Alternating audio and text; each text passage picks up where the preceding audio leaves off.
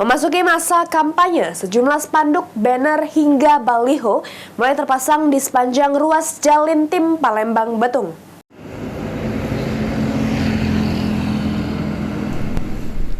Memasuki masa kampanye, KPU Banyuasin mengingatkan seluruh caleg dan parpol peserta pemilu di Kabupaten Banyuasin untuk tidak memasang APK di tempat-tempat yang dilarang.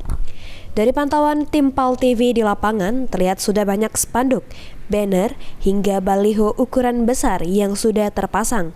Selain spanduk, banner, dan baliho caleg, hampir di sepanjang Jalintim juga terlihat spanduk, banner, dan juga baliho ukuran besar Capres dan Cawapres. PLT Ketua KPU Banyuasin, Riki Oktadinata, menjelaskan untuk saat ini memang sudah diperbolehkan caleg untuk memasang APK di sejumlah titik yang telah ditentukan.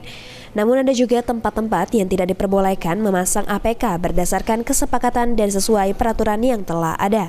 Pemasangan alat peraga kampanye sendiri itu sudah kita tetapkan melalui keputusan KPU Kabupaten Banyuasin, yang mana tempat-tempat yang dilarang untuk pemasangan APK sendiri sesuai dengan peraturan KPU adalah tempat ibadah termasuk halamannya, kemudian juga tempat pendidikan, rumah sakit, gedung-gedung pemerintahan, fasilitas umum tertentu, juga tempat-tempat yang